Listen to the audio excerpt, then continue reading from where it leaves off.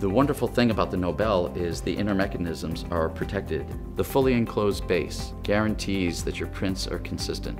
Another great thing about the Nobel is the height that you can print. It's one of the largest on the market right now. The building platform is 5 by 5 by 7.87 inches. It has a self-filling tank, so you always have just the right amount of resin in there for your print run.